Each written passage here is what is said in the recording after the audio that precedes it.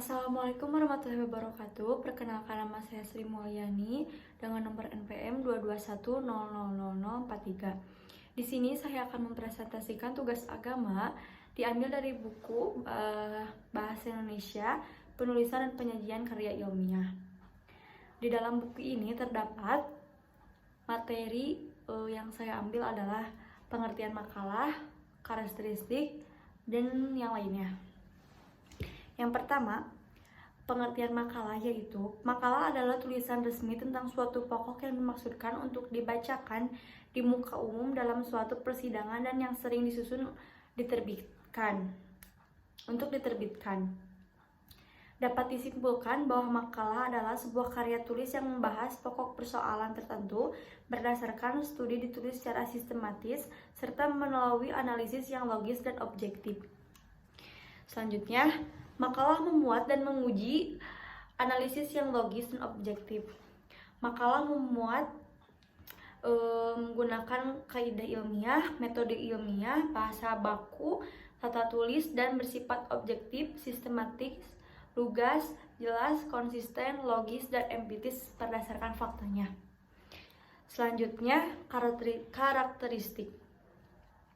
Makalah memiliki karakteristik sendiri. Makalah dikaji dan disajikan berdasarkan data di lapangan. Data tersebut bersifat empiris dan objektif. Selanjutnya, pembahasan dipaparkan secara ilmiah, logis, dan sistematis. Ruang lingkup makalah umumnya berkisar pada cakupan permasalahan dalam suatu bidang ilmu. Tema yang diangkat seputar hal-hal baru aktual dan belum pernah ditulis oleh orang lain. Jika sudah pernah ditulis dengan tema yang sama oleh orang lain, tujuannya haruslah sebagai upaya pengembangan dari tema yang berlalu atau terdahulu. Upaya terbit disebut penelitian atau kajian yang dilanjutkan. Selanjutnya ada sistematika. Secara garis besar, sistematika penulisan makalah terdiri atas 3 bagian, yaitu pendahuluan, isi atau batang tubuh, dan penutup. Selanjutnya ada makalah penelitian, terdapat 10.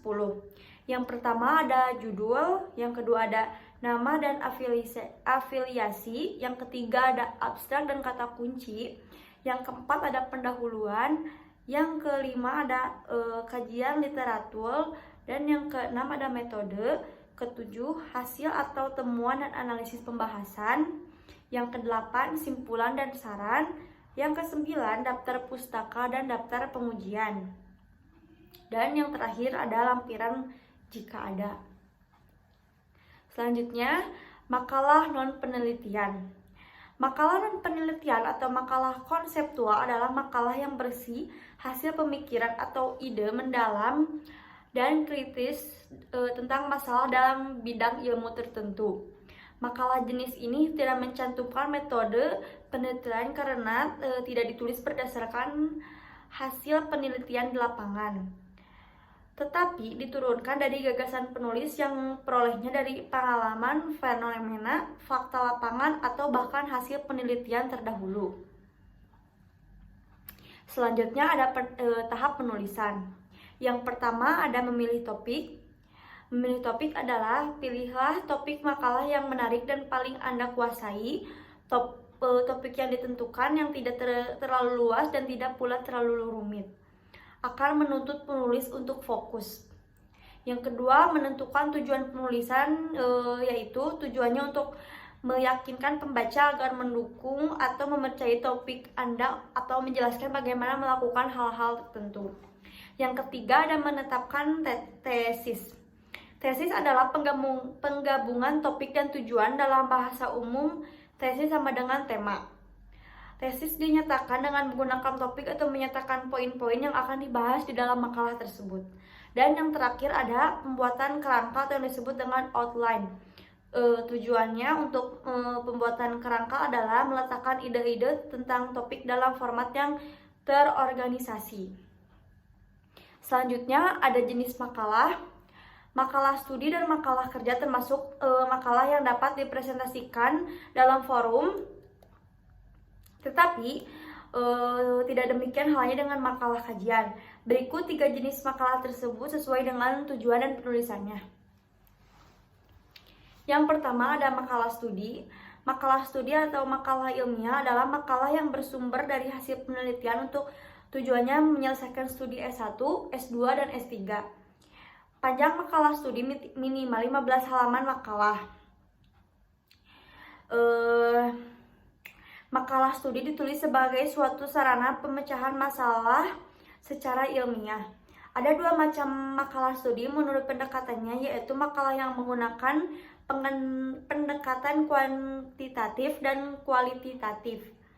Makalah studi dengan perdetaan kuantitatif ditulis menurut pendekatan deduktif atau induktif.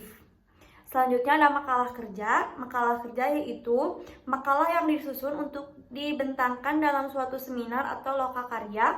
Makalah kerja yang telah didiskusikan dapat menjadi artikel ilmiah jika dipublikasikan di dalam media sosial.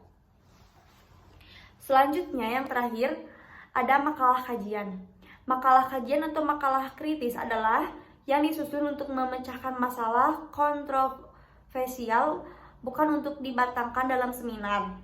Makalah kajian atau kritis disebut juga makalah kontroversial karena makalah ini mengkaji atau mengevaluasi suatu topik. Umumnya makalah kajian ini dimuat di media massa atau yang disebut dengan koran, tabloid, dan majalah. Sehingga istilah makalah kajian juga dikenal dengan istilah artikel ilmiah populer. Makalah kajian ditulis tidak lebih dari 10 halaman. Sekian presentasi dari saya. Wassalamualaikum warahmatullahi wabarakatuh.